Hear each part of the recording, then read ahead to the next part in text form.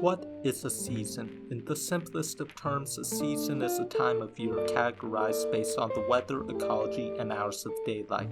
Now, in the polar and temperate zones pertaining to the northern hemisphere, there are 4 seasons. It's basically preschool or kindergarten knowledge at this point. There's winter, which occurs from December to February, spring, which occurs from March to May, summer, which occurs from June to August, and the current one we are in, autumn, or as it is more commonly referred to as fall, which falls from September to November. Throughout our vast history, humanity has created many tales revolving around the seasons, from the White Queen relating to the winter to the story of Persephone relating to the spring. One thing that scholars have noted is that there is not a particularly large catalog of stories regarding fall. This can be due to the fact that fall has not been particularly perceived as a favorable season, as the beginning of fall usually brings an end of things, an end of harvest, an end of summer break, an end of warm sunny days. However, there exists beauty in the fall, and the first thing to expose the beauty of the fall is my Instagram. Peep it in the description of this video or my channel page, but I kid. One of my favorite pieces of media that reflects the beauty of the fall is the 2014 cartoon miniseries Over the Garden Wall, a tale of 2 brothers who find themselves lost in an odd and unusual land called the unknown. Now, a week ago from the time that I have begun writing the script, I have asked the fine folk at the Over the Garden Wall subreddit, or r/Over the Garden Wall, on what they would like to hear in a video essay. I managed to get so many terrific responses and decided I just couldn't settle on just one topic. It would be a grave injustice to this wonderful and well-crafted series, so in this video I plan to discuss more than one topic. In fact, I will try to discuss all the topics that these Redditors suggested, and without further ado and any interruptions, let's get into it. Oh wait, before you start, you should totally watch this show. It's available on a wide variety of different platforms: HBO Max, Amazon Prime Video, or you could just pirate it from Kiss Cartoon or 123 Movies or something. Anyways, the point is, just watch this show. I think you would find it to be quite enjoyable and an engaging ride. From this point on, there would probably be spoilers ahead, and now let us get into it. Now, the most intriguing part of the show to me is not the tone or setting or mystery, but rather the completely engaging noses, which act as a representation, or rather an encapsulation of each character's own characterization. I'm kidding, I just think the noses are just kind of cute, like little buttons that you could just boop. Okay, now the first thing I wish to discuss is the seasons, or rather the seasonal change from fall to winter. As previously stated in the video, Over the Garden Wall is quite distinctive in the way that it depicts the fall, with the hues of browns and oranges giving a feeling of comfort. According to color theory, the use of brown could create a natural feel, as brown is typically an earthy color as seen with dirt and trees, and oranges could be used to highlight a sense of warmth, though the consistent use of browns and oranges within the show create a sort of surrounding effect due to the overabundance of trees. As the unknown's geography is that of a forest, it makes sense that there of course would be lots of trees. It is also important to mention that the unknown has a Southern Gothic style, as seen with the mannerisms, the machinery, the clothing, and the culture. Now, Southern Gothicism is a literature genre that takes the traditional Gothic literature elements of death and horror and places it within the American South, specifically the 19th century American South. Let me use my historical analysis skills that have helped me get a 3 on the A-Push exam junior year. Shout out to my A-Push teacher, Barglow, you rock, hope's all well, man. Anyways, the 19th century United States was still a young nation with a good portion of the population living within rural areas, especially amongst the South. Now, while there were still towns, there was not much communication with communities of faraway distances, creating the sense of isolation and self-reliance in order to ensure survival. As most settlers were farmers, they placed high emphasis on the seasons. Autumn, as previously stated, represents the end of a bountiful harvest with cooler temperatures and falling leaves. However, to these Southerners, it was an indicator to get prepared. Hoard every morsel of food you can, chop as many firewood as you need, hunt as many beasts as necessary, for winter is coming. Winter, as regarded in the modern sense, is this magical time of year of snow and hot cocoa and sweaters. However, back then, the season of winter was a harbinger of death. Picture this: you are a southern settler with a large family. One of your children catches ill with typhus or smallpox or any other disease that runs rampant, and without vaccines you have no way of protecting yourself or your family. You also have to worry about the dwindling populations of animals due to hibernation, and perhaps the most devastating, your harvest of cabbage and turnips and other stuff spoil from the cold, cutting off your food supply. You try going to the nearest possible town, but you are lost because all that snow and ice surrounds any form of relative location or marker that you could use. To put it in layman's terms, you are screwed royally. The cold, unbearable weather spells your doom. Now let us apply this seasonal change from autumn to winter into Over the Garden Wall. Now the use of autumn can be described as transporting us, the viewers, and the brothers, Wirt and Greg, into a whole other unfamiliar world. Though autumn can be used as a sense of foreshadowing, as autumn, according to the Southerner's definition, can be used to foreshadow that this world is one of danger and to be prepared for any challenge that one might come across. But what I find fascinating with what the show did was have the seasonal change represent the overall mindset of the show.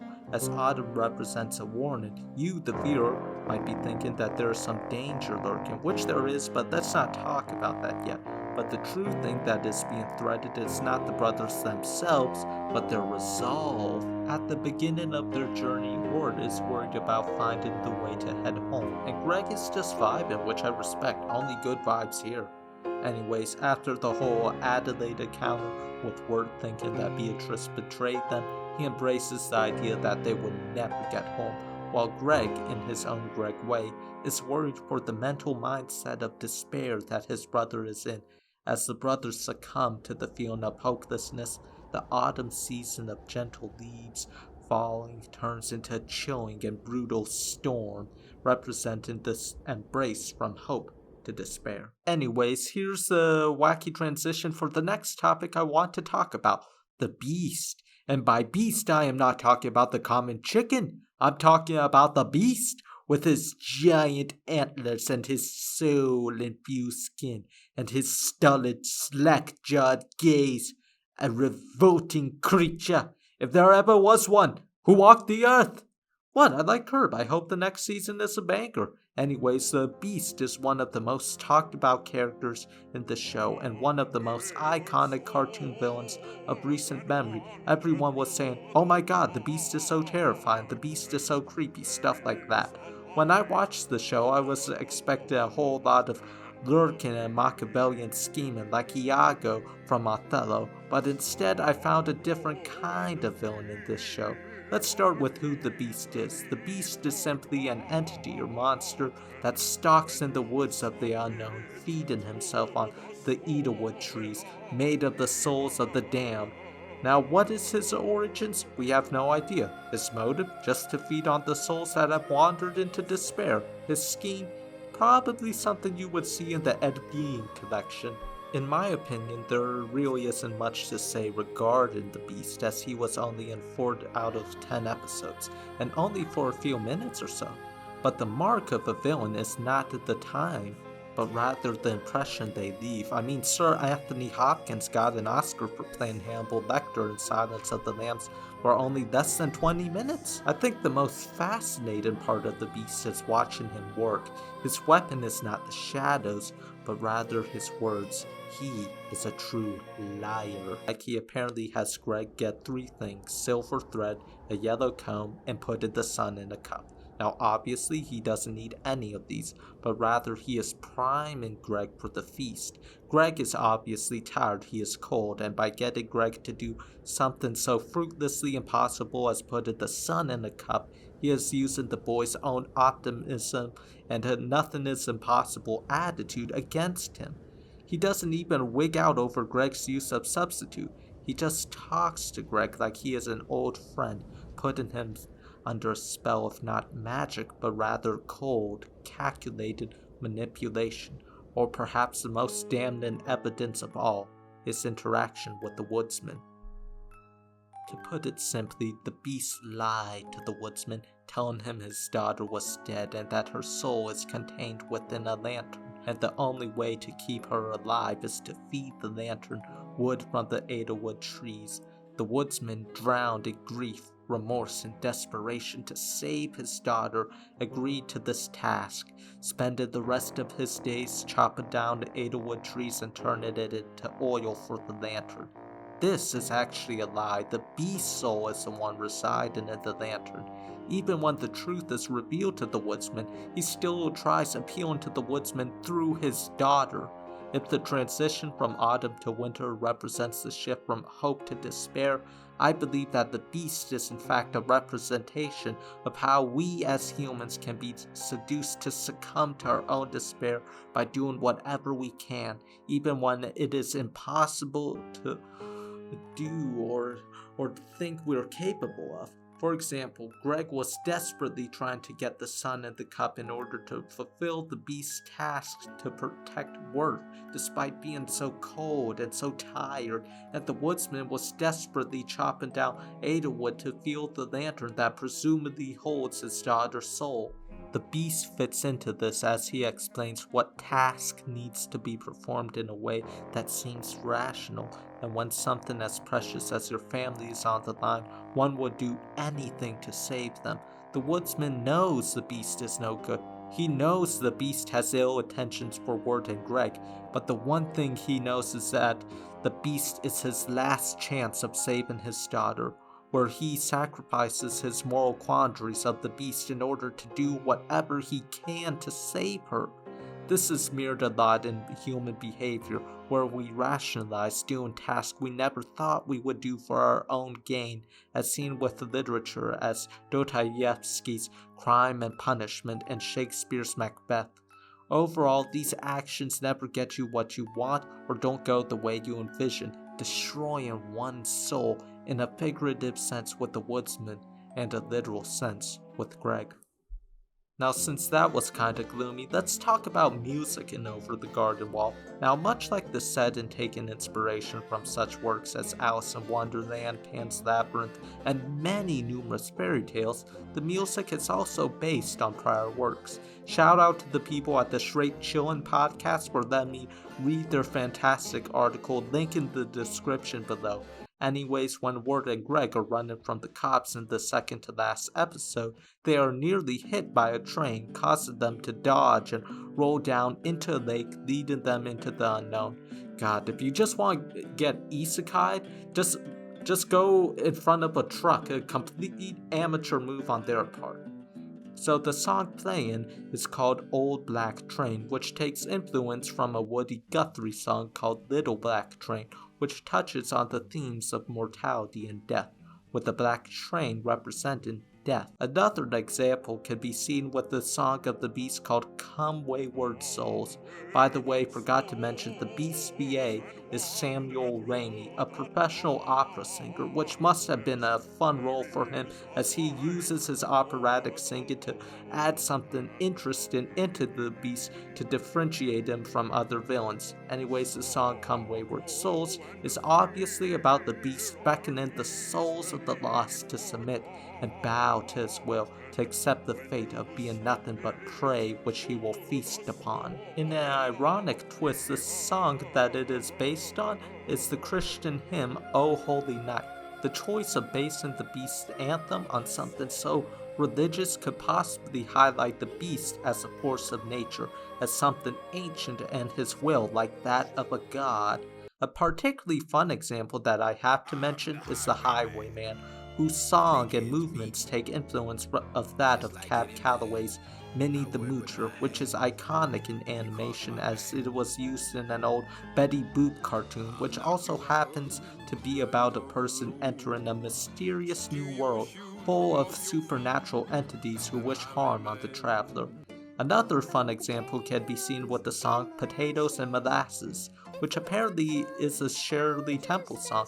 By the way, what was the deal with those commercials about the Shirley Temple box set? Like, they played it on TV all the time when I was a kid. Does anyone remember this? Did anyone actually buy that box set? That is a real mystery I wish to know. So the next thing I wish to talk about is, of course, the largest element of all, the unknown. Now, I talked about the unknown a lot in this video, mentioning its Southern Gothic influence and its inspiration from other stories like Alice in Wonderland and Pan's Labyrinth, but I also wish to talk about the reaction to the unknown. Now, many people that I have asked on the Over the Garden Wall subreddit said that they experienced a plethora of feelings with the setting of the unknown, mysterious, hopeful, macabre, full of life. So let me try to explain why this is the case. I believe that the writers thought it would be too cliche to create a gloomy, dark world with no hope, so they added some odd choices to make the unknown that much more pleasantly intriguing, such as a town of skeletons wearing pumpkin heads and just having themselves a giddy old time at a shindig, or a steamboat full of fancy frogs who look down on indecent exposure. I believe that these elements are key to establishing that the unknown, while teeming with malevolent forces like the Beast and Adelaide, there is also life, kindness, and worth in this world where happy endings are possible. The most common thing that I heard the most is that the unknown feels familiar, almost like a dream, somewhere you've never been but somewhere you recognize, an intriguing phenomenon. The reason why that is the case is that the audience knows that there is fairy tale inspired influence in this show, whether that influence might be from European folklore or American folklore. Growing up, we have been able to recognize these stories since we were children, with them popping up time and time again within our pop culture. I believe by adding this influence, it creates a sense of nostalgia as we grew up with these tales since we were children. I also believe that the use of a forest setting has contributed to developing the tone of nostalgia, as many of our tales and stories have been constructed around the forest setting, which I believe can be due to the forest having this primal element to it, with it teeming with nature, making itself much more mysterious to the average human who was raised in a community instead of an isolated wooded area. The use of forest settings and stories go far as back to the tales of the Brothers Grimm, and to the more recent examples, I don't know, like Mr. Toad and Mr. Frog. The point is that the unknown's nostalgic atmosphere comes from a place of us growing up with stories like this. I mean, if Over the Garden Wall was a book when I was like 8 and it was available at my local library, I would definitely check it out.